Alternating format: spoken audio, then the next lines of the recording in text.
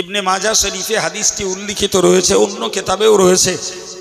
নবী বলেছেন এমন একটা জমানা আসবে যে জমানাতে একদল লোক বলবে আমরা মা ওয়াজাদনা ফি কিতাবিল্লাহি ফাস্তাহলালনাহু, আমরা আল্লাহর কিতাবে যেটাকে পাবো সেইটাকে হালাল মনে করব, জি, আর যেটা পাবো না সেটাকে হারাম মনে করব। কথা বুঝে আসছে? তার মানে তারা কোরআনকে মানবার দাবি করবে, কোরআনের ঘোষিত হালালকে হালাল বলবে, কোরআনের ঘোষিত হারামকে হারাম বলবে, কিন্তু হাদিসকে তারা মান্য করবে না। ভাই, হাদিস না মানার অর্থই হলো নবীকেই অমান্য করা, ঠিক নয় কি? জি, 1400 বছর আগে নবী বলে গেছেন, আজকের আমরা তার প্রমাণ পাচ্ছি। একদল লোক বেরিয়েছে যারা তাদের নাম দিচ্ছে, কেউ বলছে আমরা আহলে হাদিস, যাদের বক্তব্য তারা ইমাম মানে না, পীর মানে না, মুস্তাহিদ মানে না, ইজমা মানে না, কিয়াস মানে না। এটা একটা সম্প্রদায়, এরা আগে থেকে চলছিল। আর সম্প্রতি আবার একটা গোষ্ঠী বেরিয়েছে যারা নাম দিচ্ছে আমরা আহলে কোরআন। কি নাম দিচ্ছে? আহলে কোরআন। আমরা কোরআন অনুসারী বলে বলছে যে কোরআনে 5 ওয়াক্ত নামাজ পড়ার কথা নেই, বলছে কোরআনে দাড়ি রাখার কথা নেই।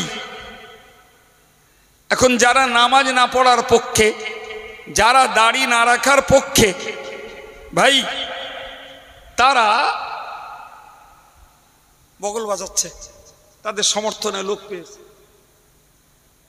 যদিও শুকরিয়া আল্লাহর দরবারে ও দল আমাদের দেশে বেরোয়নি, কিন্তু এই যন্ত্রের দ্বারায় সে ওপারের কথা এপারে আসতেছে আর এপারের কথা ওপারে যাচ্ছে। দলটা বেরিয়েছে মূলত বাংলাদেশে। এই কথা বুঝতে পারছেন কি? হ্যাঁ, তাহলে আপনি বুঝুন এটা, যে আল্লাহ বললেন যে তোমরা আমি আল্লাহর প্রতি ঈমান আনো এবং আমার রসুলের প্রতি ঈমান আনো। কথা বোঝা গেল? কেন ভাই? আজকের আমরা উপলব্ধি করছি যেমন একটা পিরিয়ড আসবে, যে পিরিয়ডে আল্লাহর প্রতি ঈমান আনবে তো রসুলের প্রতি আনবে না। রসুল মানুষ, তার প্রতি ঈমান আনবো কেন? নাউজুবিল্লাহ বলেন। আবার কেউ বলবে কোরআন মানবো, হাদিস মানবো না, সেও দেখতে পাচ্ছি। জোরে বলে নাউজুবিল্লাহ। কিন্তু প্রকৃতপক্ষে দ্বীন পেতে গেলে, ঈমান পেতে গেলে, আল্লাহর প্রেম লাভ করতে গেলে, প্রকৃতপক্ষে জাহান্নাম থেকে বেঁচে জান্নাতের দখলিকার হতে গেলে যেমন চাই আল্লাহর প্রতি বিশ্বাস, তেমন চাই কোরআনের কাছে অবনত হওয়া, ঠিক তার পাশে চাই রসুলের প্রতি বিশ্বাস এবং রসুলের সুন্নাহগুলাকে নিজেদের জীবনে আমলে বাস্তবায়ন করা। তবেই তো একটা মানুষ আল্লাহ প্রেমের বান্দা আর নবী প্রেমের উম্মত হতে পারবে। কোনো ঘরে যখন মানুষেরা সমাবেত হয়,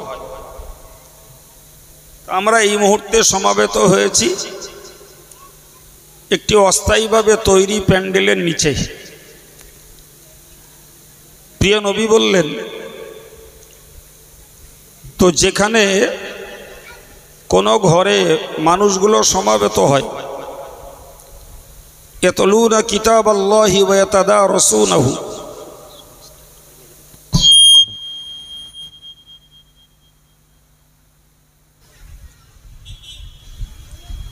সেখানে তারা কোরআন শরীফ তেলাওয়াত করে, ওয়া ইয়াতাদারাসুনাহু, এবং কোরআনের জ্ঞান চর্চা করে। রাসূল বলেছেন ইল্লা নাযালাত আলাইহিমুস সাকিনা,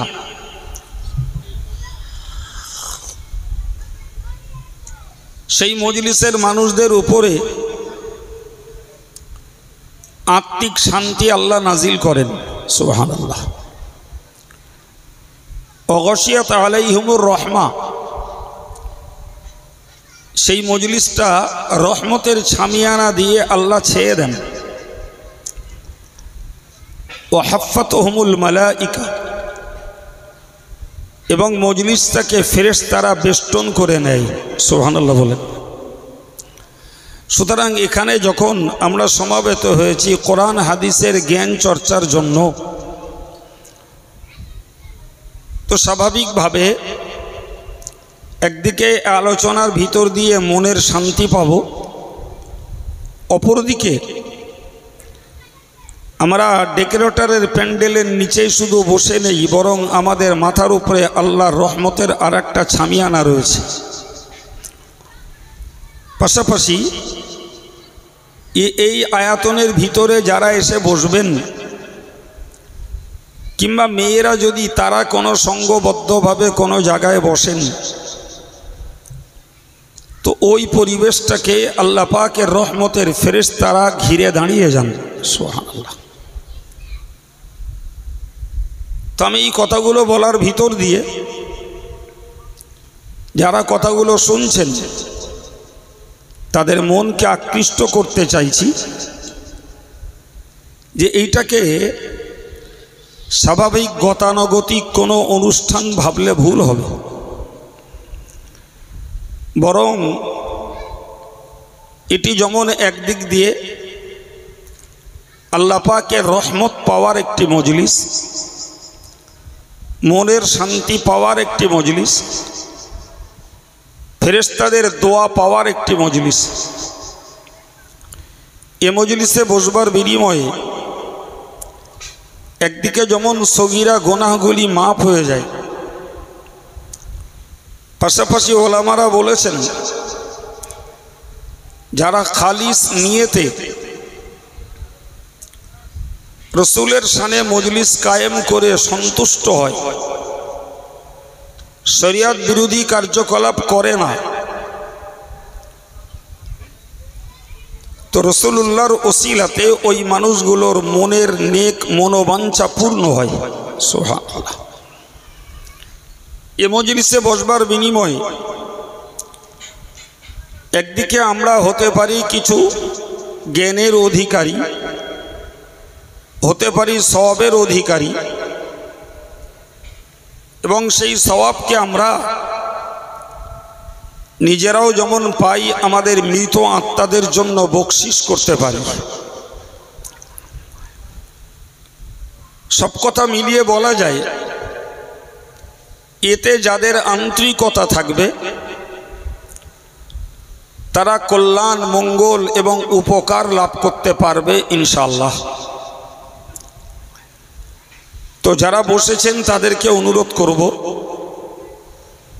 মনোযোগের সঙ্গে কথাগুলো শুনতে বুঝতে, আর যারা বসেননি তাদেরকে অনুরোধ করব মাইকের আওয়াজ ঘরে বসে শুনে কিংবা দূর থেকে কান লাগিয়ে যত না লাভ হবে মজলিসে বসলে তার থেকে অনেক গুণ বেশি লাভ হবে। সম্মানিত ভাইরা, প্রিয় যুবকেরা, নবীর জীবন একটি অতল সাগর সমতুল্য জীবন, যে জীবনটার কিনারায় এবং গভীরতায় পৌঁছানো কারো দ্বারা সম্ভব নয়। তবে কিছু আলোচনার ভিতরে খায়ের, বরকত ও রহমত লুকিয়ে রয়েছে। ওটুকুই যদি আল্লাহ কবুল করেন, আমরা এর সঙ্গে বিজড়িত মানুষ যারা সবাই তার হকদার হব ইনশাআল্লাহ। তো যেখানে রাসূলুল্লাহর জীবন একটি বিস্তার জীবন, তো আমি তার মধ্য থেকে কোরআন শরীফের ছোট্ট একটি অংশ আপনাদের কাছে পড়েছি। গভীর ব্যাখ্যা দিতে যাব না, খুব হালকা পাতলা করে বলছি যাতে আমার শ্রোতারা সবাই বুঝতে পারেন। ইতিপূর্বে আমার ওয়াজ শোনার অভ্যাস আপনাদের আছে, ফলে আমি উঠলে আলোচনা শুরু করি, সময় শেষ, আলোচনা বন্ধ। আলাদা করে সুর, স্বর, টান, টোন ওসব খুঁজলে মিলবে না। পাবেন কিছু তাজা জ্ঞান। এইটুকুর যদি আগ্রহ থাকে তাহলে আলোচনায় মন দিন। মহান আল্লাহ তার নবীকে লক্ষ্য করে বললেন, ইন্না আরসালনাকা শাহিদাও ওয়া মুবাশশিরাও ওয়া নাযীরা, নিশ্চয়ই আমি আল্লাহ তোমাকে পাঠিয়েছি সাক্ষী দাতা হিসাবে। দ্বিতীয়ত বললেন তোমাকে পাঠিয়েছি সুসংবাদ দাতা হিসাবে। তৃতীয়ত বললেন তোমাকে পাঠিয়েছি ভীতি প্রদর্শনকারী, ভয় দেখানেওয়ালা হিসাবে। আমরা আয়াতটাকে যদি মাথার দিক থেকে বুঝে আসি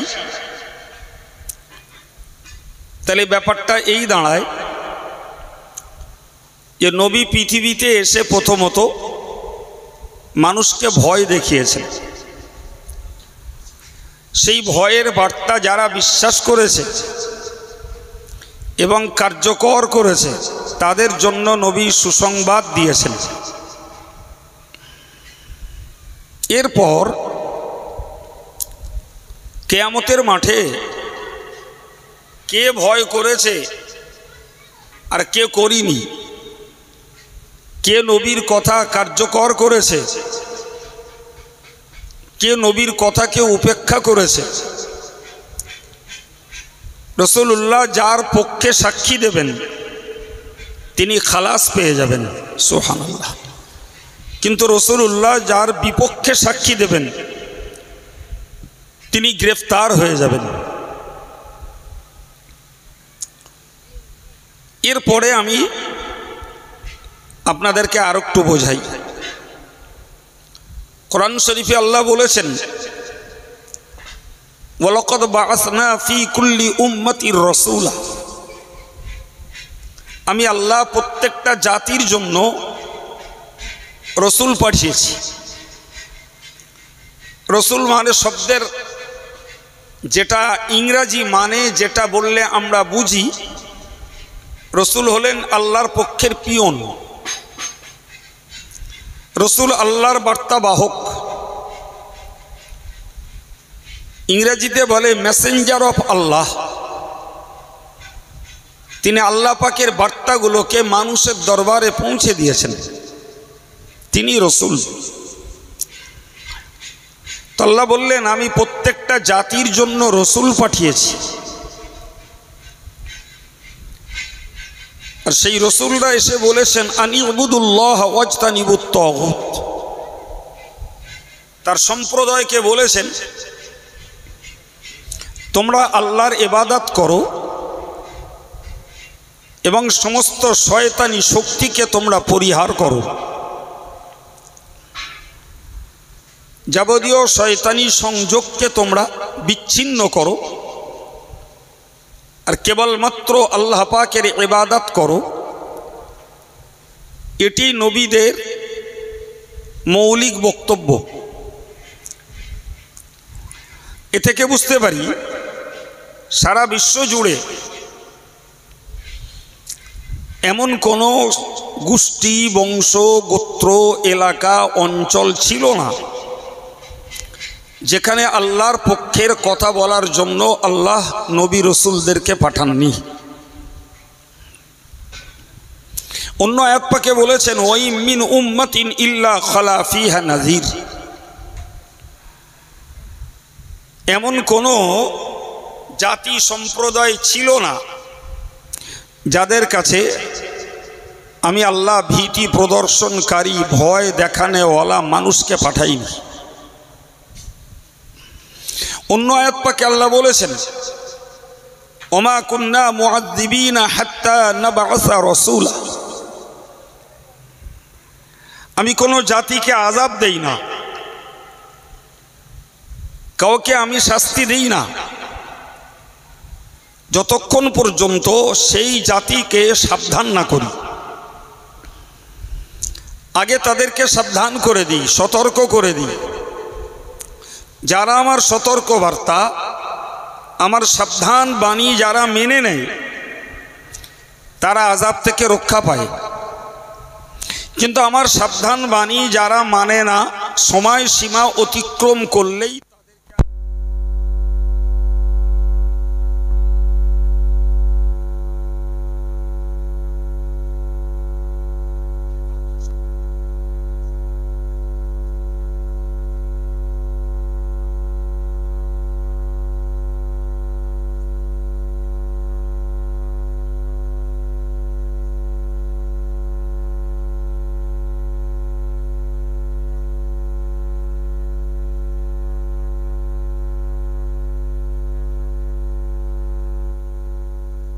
100 দিনের ভয়ের কথা শুনিয়েছেন। আবার আমল নামা বাম হাতে আসার ভয় দেখিয়েছেন। নেকির পাল্লা ভারী হলে জান্নাত, পাপের পাল্লা ভারী হলে জাহান্নাম, এ বার্তা তাদেরকে দিয়েছেন। জাহান্নামের উপরের পোলটাকে অতিক্রম করতে হবে। যদি অতিক্রম করতে না পারা যায় তাহলে তছনছ হয়ে কেটে কুটে ছিন্ন বিচ্ছিন্ন হয়ে নিচের জাহান্নামের গুহায় পড়তে হবে। এইগুলোই প্রত্যেকটা নবী আপন জাতির কাছে এই ভয়গুলো দেখিয়েছেন। তো এই ভয়ের কথা বিশ্বাস যারা করেছে এবং ওই জাতীয় কাজগুলো থেকে যারা বাঁচতে চেষ্টা করেছে তাদেরকেই নবী সুসংবাদ শুনিয়েছেন। যে সুসংবাদে বলা হয়েছে, যারা আল্লাহর একত্ববাদকে বিশ্বাস করে পরকালের ভয়ে নিজেদের জীবনটাকে রক্ষা করে পার্থিব জীবনটাকে চালাতে পেরেছেন, একেবারে অ্যাট লাস্ট মৃত্যুর পূর্ব মুহূর্তে ওই লোকটি বলেছে লা ইলাহা ইল্লাল্লাহ। হুজুর বলেছেন, মান কানা আখিরু কালামিহি লা ইলাহা ইল্লাল্লাহ ফাদাখালাল জান্নাহ। যে লোকটার শেষ কথা হবে আল্লাহ ছাড়া কোনো উপাস্য নেই, ওই লোকটি জান্নাতে প্রবেশ করবে। সুতরাং নবী এদিক দিয়ে সুসংবাদ দাতা। আবার রসুল বলেছেন কুল্লু উম্মতি ইয়াদখুলুনাল জান্নাতা ইল্লা মান আবা। হুজুর বলেন, আমার সব উম্মত জান্নাতে যাবে, তবে যারা আমাকে অস্বীকার করেছে তারা ছাড়া। সাহাবীরা বললেন কিলা মান আবা, বললে হুজুর অস্বীকারী কে? রাসূল পাক সাল্লাল্লাহু আলাইহি ওয়াসাল্লাম তার জবাবে বলেছেন, মান আসানি ফাকাদ আবা।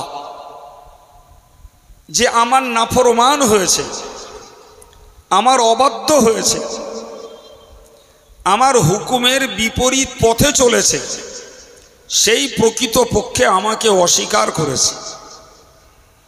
আর এই লোকটার জন্যই হলো জাহান্নাম। সম্মানিত ভাইরা, পৃথিবীতে 1 লক্ষ মতান্তরে 2,24,000 পয়গম্বর এসেছেন। কথাটি আমরা বারবার বিভিন্ন বক্তার কাছ থেকে শুনে থাকি। আমার রাসূল বলেছেন, আনা খাতামুন নবিয়্যিন লা নবিয়্যা বা'দি। আমি শেষ নবী, আমার পরে আর কোনো নবী নেই। নবুয়তের ধারাবাহিকতা, নবুয়তের চেন বা চ্যানেলটাকে ওখানেই শেষ করে দেয়া হয়েছে। কিয়ামত পর্যন্ত পৃথিবীতে আর নবীর আসার কোনো সুযোগ নেই। রাসূল বলেছেন, আমার পরে লাউ কানা বা'দি নবিয়্যান লাকানা ওমরু নবিয়্যা। যদি আমার পরে নবুয়তের রাস্তা খোলা থাকতো তাহলে আমার সাহাবীদের মধ্যে হযরত ওমর আমার পরবর্তী নবী হতেন। সুবহানাল্লাহ। কিন্তু যেহেতু নবুয়তের দরজা বন্ধ হয়ে গেছে, ফলে ওমর কেউ আল্লাহ নবী বানাবেন না। ফলে এরপরে যদি কেউ নবী বলে পৃথিবীতে দাবি করে, হুজুর এক কথায় বলেছেন, ফাইন্নাহুম কাযযাবুন, তারা সবাই মিথ্যাবাদী। অতএব মিথ্যুক নবী দাবিদারদের কথা তোমরা কখনো সত্য বিধায় বিশ্বাস করো না।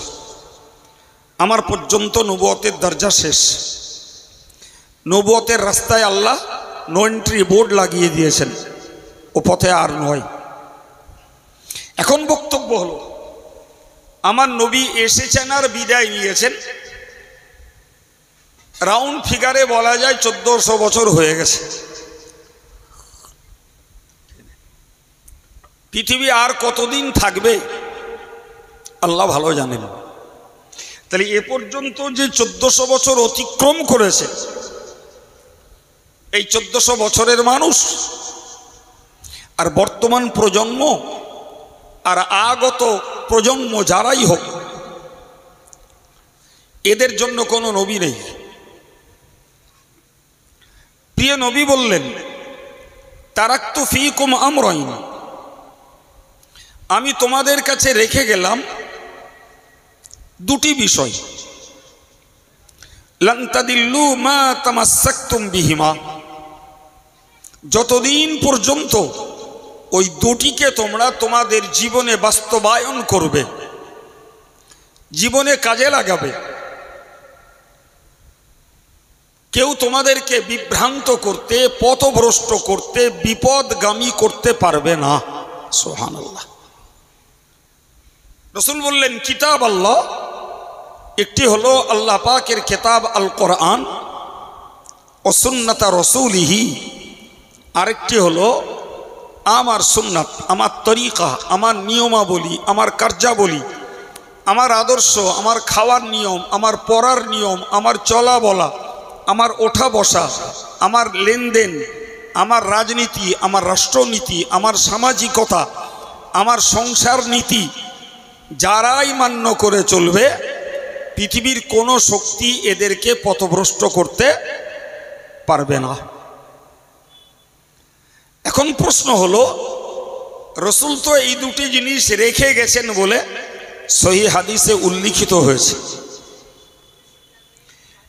এই দুটি বিষয় সম্পর্কে, কোরআন এবং সুন্নাহ দুটির ব্যাপারে ডাক্তার অবহিত নয়, মাস্টার অবহিত নয়, ব্যারিস্টার অবহিত নয়, এ দুটির ব্যাপারে কোনো এমএলএ এমপি অবগত নয়, এ দুটির ব্যাপারে চাষিবাসী, কোনো বিজনেসম্যান এ ব্যাপারে অবগত নয়।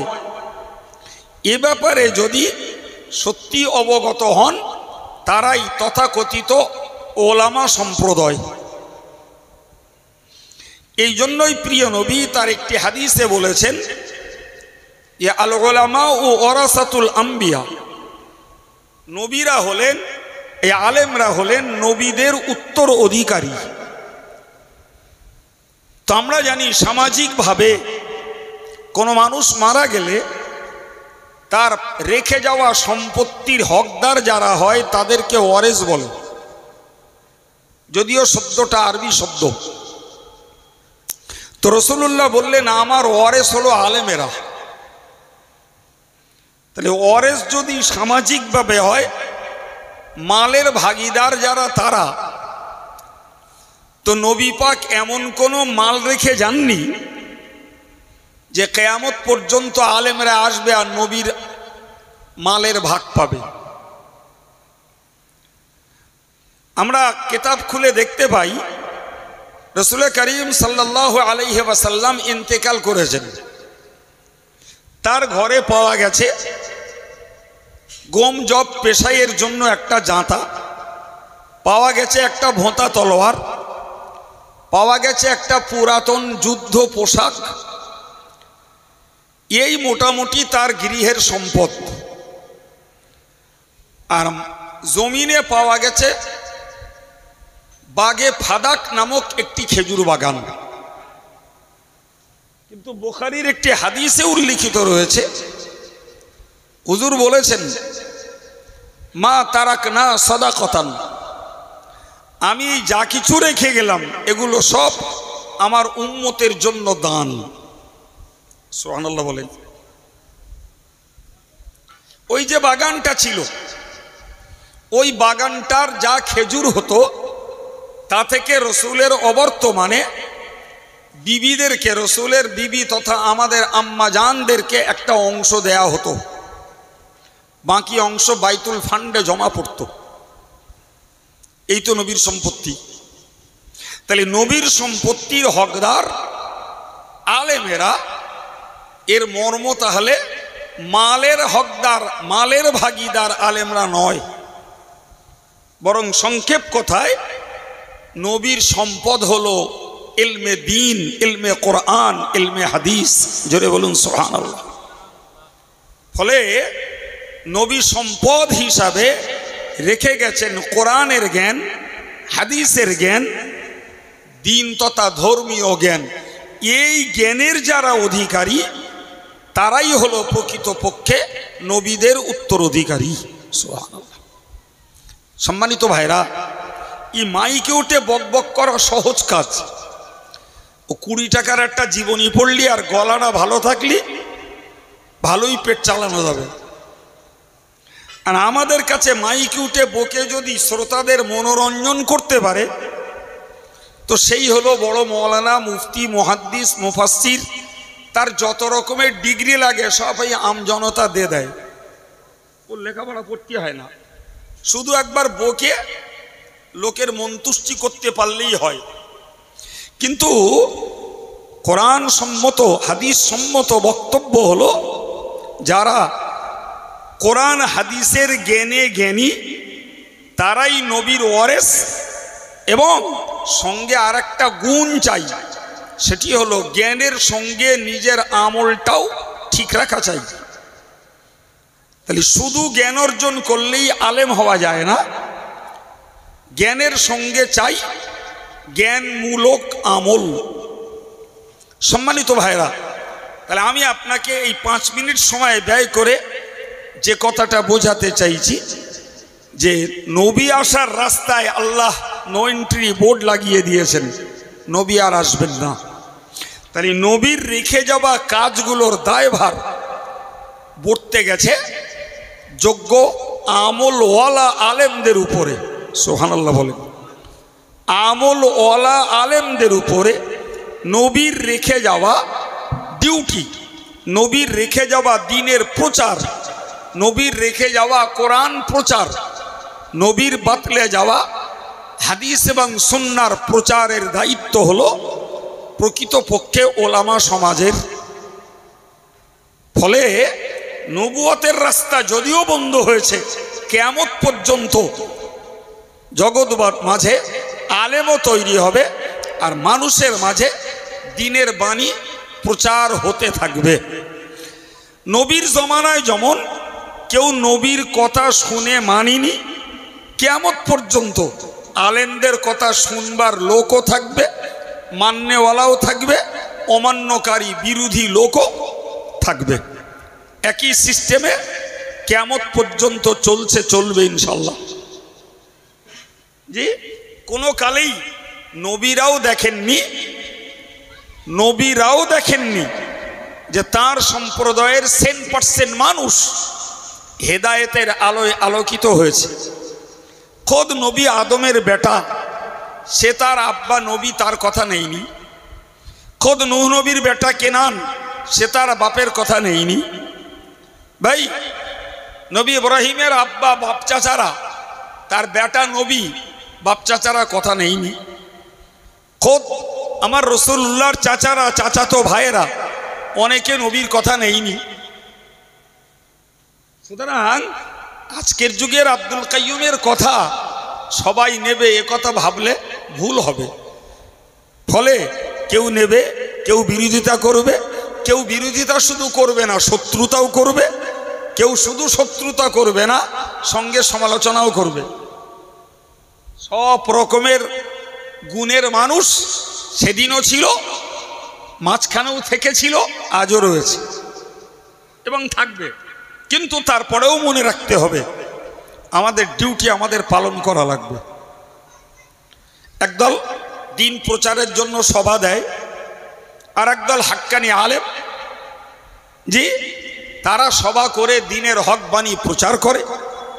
এই সুযোগে আর একদল ওয়াজটাকে বানিয়েছে কমার্শিয়াল, একটা অর্থ রোজগারের মাধ্যম। তাদেরও ভালোই চলে যাচ্ছে, আমরাই চালিয়ে দিচ্ছি আর কি।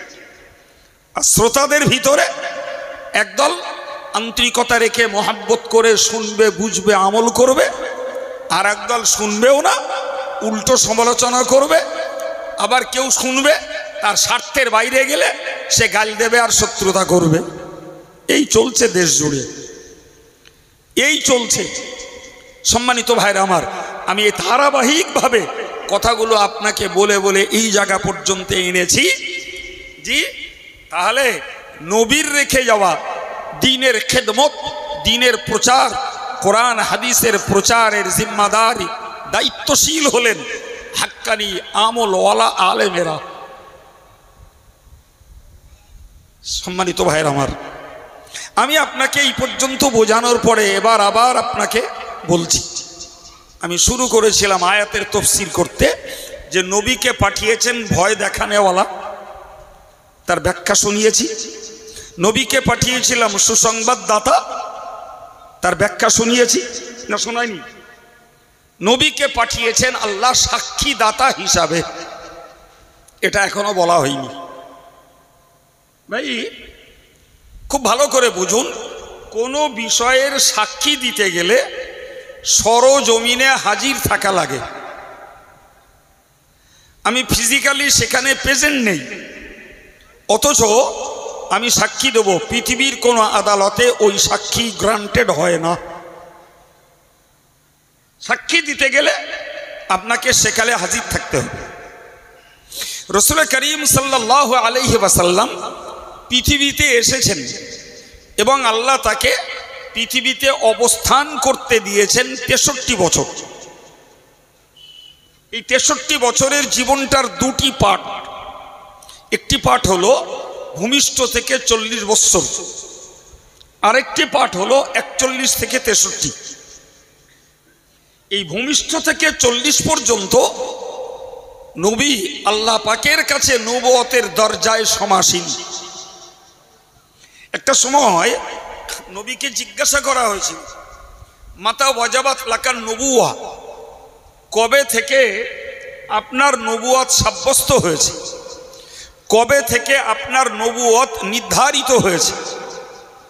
প্রিয় নবী বললেন, কুনতু নবিয়্যান ওয়া আদামু বাইনার রূহি ওয়াল জাসাদ। নবী বললেন, আদমকে তৈরির জন্য যখন স্কেলি, এই কঙ্কালটাও তৈরি হয়নি আর তার রূহ তাতে দেয়া হয়নি, আমি সেই কাল থেকে আল্লাহর কাছে নবী হিসাবে সমাসীন। তার মানে বলতে পারা যায় মানব জাতির আদি পিতা আদম আলাইহিস সালামের জন্মের পূর্বেও আমার আল্লাহর কাছে আমার নবীকে আল্লাহ নবুয়তের মর্যাদায় রেখেছেন।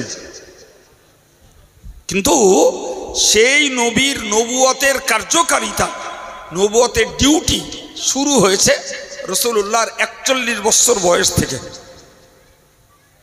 কথা বোঝাতে পারছি বাবা, নাকি সুস্বর লাগবে? তো আমি আগেই বলেছি আমার দ্বারাই হবে না, আমি ও ফাঁকি মার আওয়াজ বুঝি না। প্রিয় ভাই আমার, এই যে 41 থেকে 63, এটারও দুটো ইনিংস, দুটো পর্ব। একটি হলো মক্কি ইনিংস, মক্কা পর্বে রাসূলুল্লাহ ছিলেন 13 বছর। আর সেকেন্ড ইনিংস মাদানী পর্ব, যেখানে ছিলেন রাসূল 10 বছর। কথা ক্লিয়ার? তাহলে এই 13, 10, 23। এখন যে পিরিয়ডে রাসূলুল্লাহর নবুয়তি ডিউটি চালু হয়নি, তখনকার কারুর পক্ষের আর বিপক্ষের সাক্ষী আল্লাহ পাক নেবেন না। আল্লাহ নেবেন এই 23 বছরের। তো 23 বছর রাসূলুল্লাহর সম্মুখে যারা আল্লাহর দ্বীনকে মান্য করেছে, কোরআনকে মান্য করেছে, নবীকে যারা ভক্তি মোহাব্বত দেখিয়ে নবীর গোলামি করেছে, কিয়ামতের দিবসে নবী তাদের পক্ষে সাক্ষী দেবেন, আল্লাহ তাদেরকে ছাড় দিয়ে দেবেন। সুবহানাল্লাহ। কিন্তু এই 23 বছরের ভিতরে যারা এই হেদায়েতের বাণী পেয়েছে অথচ আল্লাহর একত্ববাদকে মানিনি, আমার রাসূলুল্লাহ আব্দুল্লাহর বেটা আমিনার লাখতে জিগার প্রিয় নবীকে যারা আল্লাহর দূত বলে যারা মানিনি,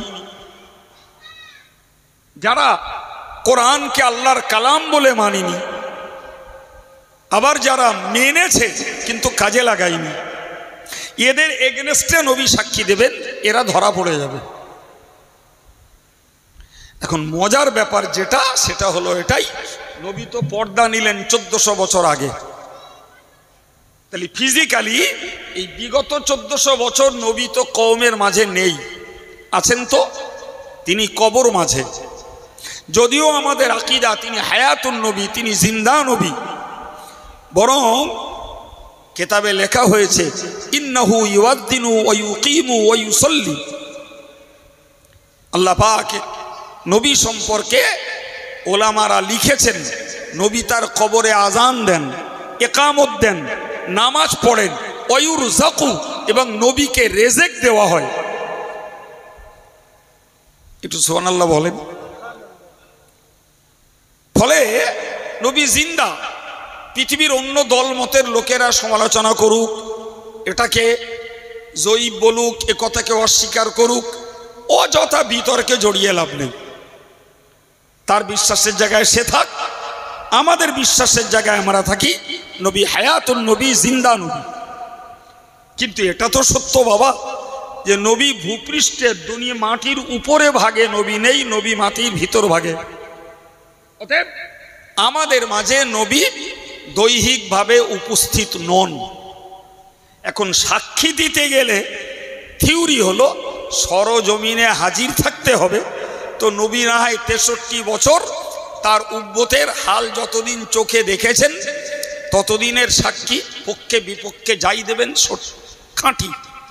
কিন্তু যখন থেকে পর্দা নিয়েছেন ওইখান থেকে কিয়ামত পর্যন্ত এই উম্মতের পক্ষে বিপক্ষে সাক্ষী যেটা দিতে যাবেন, এটার যুক্তি কি? এই প্রশ্ন মাথায় ঢুকেছে বাপ। প্রশ্ন বুঝলে উত্তর সহজ, প্রশ্ন না বুঝলে উত্তর দেওয়া কঠিন। আমার কথা কি, নবী এখন নেই, সাক্ষী দেবেন কিয়ামতের দিন কেমনে? সম্মানিত ভাইরা, জগতের একটি বিখ্যাত কোরআনের তফসিরটির নাম হলো তফসিরে কুরতুবী। তাতে উল্লেখ করা হয়েছে যে প্রতি সোমবার এবং শুক্রবারের দিবসে উম্মতের আমলকে রাসূলুল্লাহর দরবারে পেশ করা হয়। সুবহানাল্লাহ বলবেন। রাসূলুল্লাহর দরবারে পেশ করা হয়। তো এই সোমবার এবং শুক্রবারের দিবসে উম্মতের আমলকে, আমার আমল, আপনার আমল, আমার মায়েদের আমল, আর 1400 বছর ধরে উম্মতের আমলকে নবীর দরবারে পেশ করা হয়েছে, আর এখনো হচ্ছে। এখন নবী আমাদের মাঝে নাই বা থাকুন, কিন্তু নবীর কাছে যদি উম্মতের আমল পেশ করা হয় তাহলে রাসূলুল্লাহ থেকে যেটা দেখতেন তার মাজার মুকদ্দাসে থেকে সেটাকে উপলব্ধি করে নিচ্ছেন। কথা বুঝতে পারা গেল? হ্যাঁ। ফলে নবীর কাছে যখন উম্মতের আমলকে পেশ করা হচ্ছে, তিনি ওর ভিত্তিতেই আল্লাহ পাকের কাছে সাক্ষী দেবেন। সুবহানাল্লাহ বলেন। কথা বুঝতে যদি হয় তাহলে আমি আরেকটা কথা আপনাকে বলি, একদম আধুনিক বিজ্ঞানের কথা। ভাই, আমাদের আপনজন কেউ যদি দূরে থাকে, কোথাও না, ধরুন সৌদিতে গেছে হজ বা উমরা করতে গেছে, আপনি বলুন আমি ভিডিও কলে তার সঙ্গে কথা বললাম, তিনি খাচ্ছেন না, শুয়ে আছেন না, বসে আছেন না, গল্প করছেন, ভিডিও কলে তিনি আমায় দেখে নিলেন, আর আমি কোথায় আছি আমি তাকে দেখে নিলাম, তিনি আমাকে দেখে নিলেন। আচ্ছা বলবেন কি, ভারতীয় এই লোকটার কি সৌদিতে যাওয়ার দরকার পড়েছে? আর সৌদির ওই লোকটার কি ভারতে আসার দরকার পড়েছে? তাহলে সৌদির লোক সৌদিতে আর ভারতের লোক ভারতে, ভিডিও ক্যামেরার মাঝখানে একে অপরের চিত্রটা, ফুল ফিলিংস, পূর্ণ অনুভূতি তারা ভিডিও ক্যামেরার মাধ্যমে দেখতে পাচ্ছে। আধুনিক বিজ্ঞানের এই দৃষ্টান্তটাকে সামনে রেখে আমরা যদি একটু ব্রেনটাকে খেলাই তাহলে বুঝবো যে আজ নবী আমাদের মাঝে যদিও নেই, কিন্তু নবীর কাছে যখন উম্মতের আমলের চিত্র ধরে দেওয়া হবে তখন নবীর পক্ষে সাক্ষী দেওয়ায় আর কোনো দোষ নাই। কথা মাথায় ঢুকলো? হ্যাঁ প্রিয় ভাই, আপনাদেরকে আমি প্রসঙ্গত একটা আয়াত শোনাই। রসুল করিম সাল্লাল্লাহু আলাইহি ওয়াসাল্লাম তার প্রিয় সাহাবী হযরত আব্দুল্লাহ ইবনে মাসউদ রাদিয়াল্লাহু আনহুকে বলেছিলেন, হে আব্দুল্লাহ তুমি একটু কোরআন পড়ো, আমি একটু শুনবো। সুবহানাল্লাহ বলেন। আমরা তো কোরআনের ধারেও যাই না। বাচ্চাগুলোর পড়ার জায়গা আছে, তাও সব বাপ মা পড়তেও দেয় না। আর যদিও পড়তে দেয়, দিনের পর দিন কামাই করছে, তাতেও বাপ মাদের কোনো তদারকিও নেই, যাচ্ছে না তা যাচ্ছে না। হাফেজ সাহেব যদি কোরআন পড়ে, সেখানে বসে শোনার 5টা লোক পাওয়া যাবে না। ওর থেকে 4 দোকানে গল্প করলে অনেক লাভ আছে। নাউজুবিল্লাহ। খোদ রাসূলুল্লাহ তার প্রিয় সাহাবী হযরত আব্দুল্লাহ ইবনে মাসউদকে বললেন যে তুমি আমাকে একটু কোরআন শোনাও। হযরত আব্দুল্লাহ ইবনে মাসউদ বললেন, আকরাউ আলাইকাল কোরআন ওয়াল কোরআনু উনজিলা আলাইক। বললে হুজুর আমি আপনাকে কোরআন শোনাবো? আমি আপনাকে কোরআন শোনাবো? যে কোরআন নাজিল হয়েছে খোদ আপনারই উপরে। কথাটা যুক্তি আছে। রাসূল বললেন, হে আব্দুল্লাহ তুমি কোরআন পড়ো, তোমার কোরআন শুনতে আমার খুব ভালো লাগে। সুবহানাল্লাহ। উনি কোরআন শরীফের সূরা নিসা থেকে পড়তে শুরু করলেন। সূরা নিসা থেকে পড়তে শুরু করলেন। পড়তে পড়তে এরকম 6 রুকু পর্যন্ত তিনি পড়ে ফেলেছেন। রসুলের দিকে নজর করে দেখছেন, রসুল ঝরঝর করে কাঁদছেন। হযরত আব্দুল্লাহ ইবনে মাসউদ পড়া বন্ধ করলেন। ভাবলেন আমার কোনো ত্রুটি বেয়াদবি হয়েছে নাকি আল্লাহই জানে। বন্ধ করে জিজ্ঞাসা করলেন, হুজুর মা আবকা, কে আপনাকে কাঁদালো? আপনি কাঁদলেন কেন? প্রিয় নবী বললেন, হে আব্দুল্লাহ এই আয়াত পাকে আল্লাহ কি বলেছে তুমি বুঝলে না? কি জানলে না? তুমি কি ভাবলে না? কি বলেছে? আয়াত পাকে বলা আছে, ফাকাইফা ইযা জিনা মিন কুল্লি উম্মাতিন বিশাহিদ। সেদিনের উপায় কি হবে? যেদিন প্রত্যেকটা নবীকে তার উম্মতের জন্য সাক্ষী হিসাবে হাজির করা হবে। প্রত্যেকটা নবী তার উম্মতের পক্ষে বা বিপক্ষে সাক্ষী দিবে।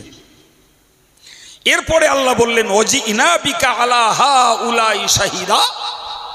হে মুহাম্মদ তোমাকে মক্কার কুরাইশদের উপরে, কাফেরদের উপরে, মুশরিকদের ব্যাপারে যেমন তোমাকে সাক্ষী মানা হবে, তেমন तमाम উম্মতে মুসলমানদের জন্য তোমাকে সাক্ষী মানা হবে। আল্লাহু আকবার। এই যে নবীকে সাক্ষী মানবেন, রাসূলের কান্নার কারণ হলো, ভাই ছেলে চুরি করেছে ধরে নেন, বাপের সাক্ষীতে ছেলে যদি চোর সাব্যস্ত হয় আর বিচারকরা তার যদি শাস্তির ব্যবস্থা করেন, তাহলে ন্যায়ের খাতিরে বাপ সাক্ষী দিয়েছে ঠিকই, কিন্তু ছেলেটা যখন শাস্তি পাবে বাপকেও কানতে ইচ্ছা করবে, বাচ্চাটা তার। সুতরাং আমার রাসূলের কান্না হলো, তোরা উম্মত আমার, কিন্তু আজকে তোরা আমার অবাধ্য হয়ে আজকের আমার সাক্ষীতে তোরা জাহান্নামে গ্রেফতার হবি। কিচ্ছু করার নাই, আমাকে তো সত্য সাক্ষী আল্লাহর কাছে দেওয়াই লাগবে। এখন যদি ছেলের এগেনস্টে বাপ সাক্ষী দিয়ে লুকিয়ে যদি বাপ কাঁদে, তাহলে উম্মতের এগেনস্টে সাক্ষী দিয়ে উম্মত জাহান্নামে জ্বলবে। নবীর পক্ষে মায়াবী দরদি নবীর পক্ষে কান্না স্বাভাবিক। কথা বুঝছেন কিছু? হ্যাঁ, প্রিয় নবী সাল্লাল্লাহু আলাইহি ওয়াসাল্লাম এই জন্য কাঁদলেন, হায় রে আজকে তোমরা আমার কথা শুনছো না, মানছো না, আমল করছো না, কিন্তু একদিন এমন পরিণতি আসবে আমার সাক্ষীতে তোমাদেরকে জাহান্নামের আগুনে দগ্ধীভূত হতে হবে। সম্মানিত ভাইরা আমার, তাহলে আমরা 3টে শব্দের তাফসীর এতক্ষণ ধরে শুনলাম।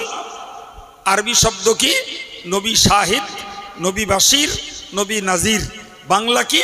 নবী সাক্ষীদাতা, নবী সুসংবাদদাতা, নবী ভয় দেখানেওয়ালা।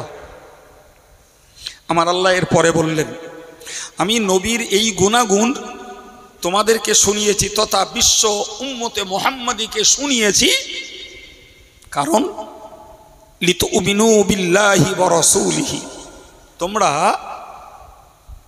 যাতে করে আল্লাহর প্রতি ঈমান আনো এবং ওই রসুলের প্রতিও ঈমান আনো। সুবহানাল্লাহ। ভাই সত্য কথা বলতে কি নবী বলেছেন, ইবনে মাজাহ শরীফে হাদিসটি উল্লিখিত রয়েছে, অন্য কিতাবেও রয়েছে। নবী বলেছেন এমন একটা জমানা আসবে যে জমানাতে একদল লোক বলবে আমরা মা ওয়াজাদনা ফি কিতাবিল্লাহি ফাস্তাহলালনাহু, আমরা আল্লাহর কিতাবে যেটাকে পাবো সেইটাকে হালাল মনে করব, জি, আর যেটা পাবো না সেটাকে হারাম মনে করব। কথা বুঝে আসছে? তার মানে তারা কোরআনকে মানবার দাবি করবে, কোরআনের ঘোষিত হালালকে হালাল বলবে, কোরআনের ঘোষিত হারামকে হারাম বলবে, কিন্তু হাদিসকে তারা মান্য করবে না। ভাই হাদিস না মানার অর্থই হলো নবীকেই অমান্য করা, ঠিক নয় কি? জি, 1400 বছর আগে নবী বলে গেছেন, আজকের আমরা তার প্রমাণ পাচ্ছি। একদল লোক বেরিয়েছে যারা তাদের নাম দিচ্ছে, কেউ বলছে আমরা আহলে হাদিস, যাদের বক্তব্য তারা ইমাম মানে না, পীর মানে না, মুস্তাহিদ মানে না, ইজমা মানে না, কিয়াস মানে না। এটা একটা সম্প্রদায়, এরা আগে থেকে চলছিল। আর সম্প্রতি আবার একটা গোষ্ঠী বেরিয়েছে যারা নাম দিচ্ছে আমরা আহলে কোরআন। কি নাম দিচ্ছে? আহলে কোরআন। আমরা কোরআন অনুসারী বলে বলছে যে কোরআনে 5 ওয়াক্ত নামাজ পড়ার কথা নেই, বলছে কোরআনে দাড়ি রাখার কথা নেই। এখন যারা নামাজ না পড়ার পক্ষে, যারা দাড়ি না রাখার পক্ষে, ভাই তারা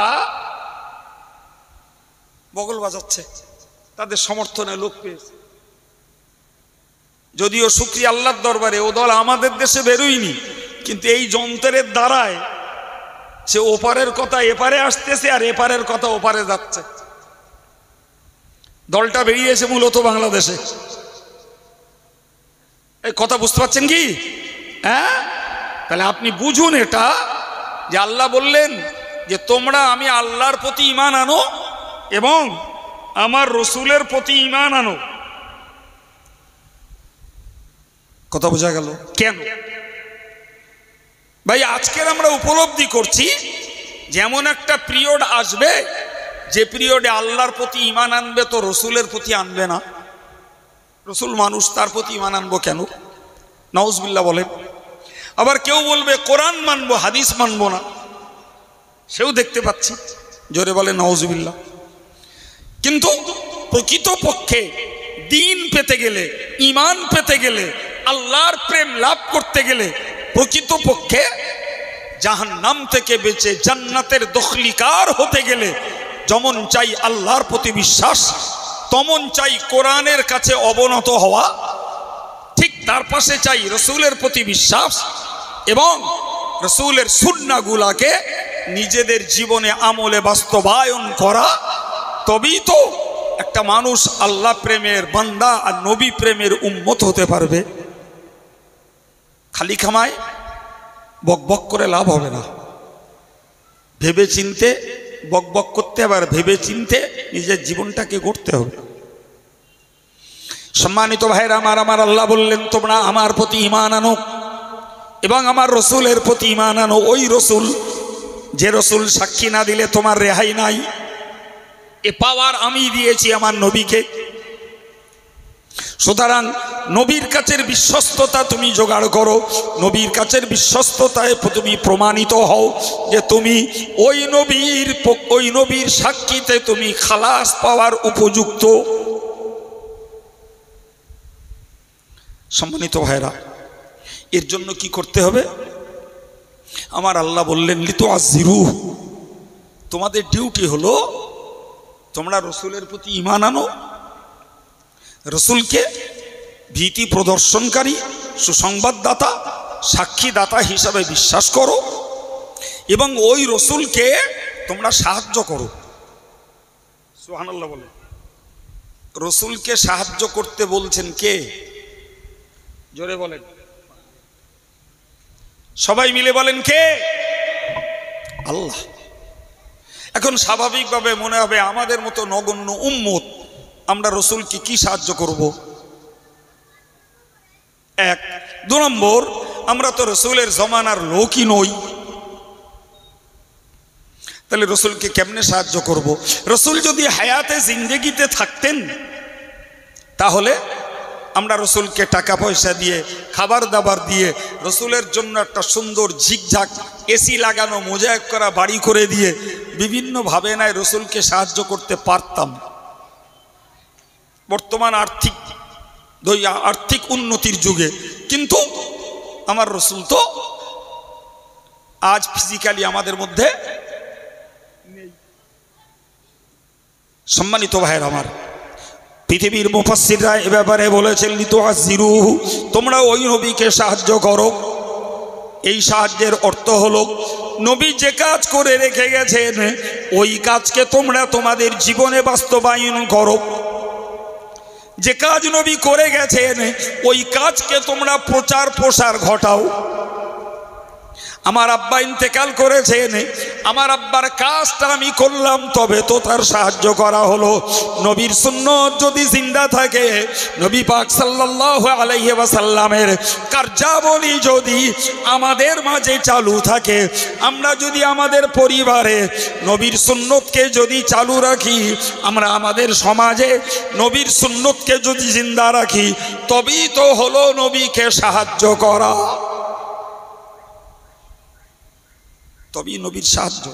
টাকা পয়সা দিয়ে না, গাড়ি বাড়ি দিয়ে না, নবীর অবর্তমানের মানুষদের জন্য নয়, শুধু নবীর জীবদ্দশাতেও সাহাবাদের একই ডিউটি ছিল, ওই নবীকে সাহায্য করো। নবী দিন প্রচার করছে, তুমি সাহায্য করো। নবীর সুন্নতকে জিন্দা রাখো। নবীর খাওয়া পড়া, চলা বলা, ওঠা বসা নিয়মাবলীকে তুমি মানুষের মাঝে ছড়াও, তবেই তো নবীর সাহায্য করা হবে। যে আপনি আলেম নন, আপনি সাধারণ মানুষ। আমি একজন নগণ্য হলেও লোকের কাছে আলেম বলে বিবেচিত, আল্লাহর কাছে হতে পারলি কপাল ভালো। আমার ডিউটি মানুষকে জানান দেওয়া, মানুষকে অবগত করানো, মানুষকে বাতলে দেওয়া। আর শ্রোতার ডিউটি আমি যেটুকু শিখেছি ওইটুকু আমার গ্রাউন্ডে কাজে লাগানো। রাসূল বলেছেন বাল্লিগু আন্নি ওয়ালাউ আয়া, তোমরা যদি আমার কাছ থেকে একটা আয়াত শিখতে পারো ওটাকে আর এক জায়গায় পৌঁছে দাও। আমি বক্তা পৌঁছাবো শ্রোতাদের মাঝে, ইমাম সাহেব পৌঁছাবেন মুসল্লিদের মাঝে, পীর সাহেব পৌঁছে দেবেন খানকার মুরিদদের কাছে, একজন হেড অফ দ্য ফ্যামিলি, পরিবারের যিনি প্রধান, তিনি পৌঁছে দেবেন তার সংসারের পরিবারের অন্যান্য ছেলে মেয়ে বউ এই সদস্যগুলোর কাছে। কথা শুনতে পাচ্ছেন কিছু? হ্যাঁ, তবেই তো নবীর দ্বীনের সাহায্য করা হবে। আমি শিখলাম না, আমায় বাড়িতে পৌঁছে দেবো কি? তাহলে ডিউটি আগে আমার শেখা, আমার জীবনে সেটাকে ফুটিয়ে তোলা। সম্মানিত ভাইয়েরা আমার, মনে রাখুন, এর নাম হলো তাজির, এর নাম হলো সাহায্য করা। আল্লাহ পাক বললেন ওই নবীর প্রতি ঈমান আনো এবং ওই নবীকে তোমরা সাহায্য করো। আমি সাহায্যের খোলামেলা ব্যাখ্যা আপনাকে শুনিয়েছি। এবার আমাকে নিজের দেখার দরকার, আমার জীবনে নবীর আদর্শ কতটা আমি বাস্তবায়ন করেছি আর নবীর আদর্শ কতটা আমার জীবনে নাই। আমারটা আমি ভালো বুঝি, এরটা ভালো বোঝে, ইনি এনারটা ভালো বোঝে। ইন্ডিভিজুয়ালি প্রত্যেকেই যদি নিজেরটাকে চিন্তা করি, একটা কারেক্ট রেজাল্ট নিজের কাছে নিজে খুঁজে পাবো। আমি আপনারটা বলতে গেলে কম বেশি হবে আর আপনি আমারটা বলতে গেলে কম বেশি হবে, কিন্তু নিজে যদি নিজেরটাকে মূল্যায়ন করি, আমি রসুলের কটা সুন্নত পালন করি, কটা করি না, যে কটা করি না সেই কটা আমি কাজে লাগাতে পারবো কিনা, চেষ্টা। কথা বুঝে আসছে? এটাই নবীর সাহায্য।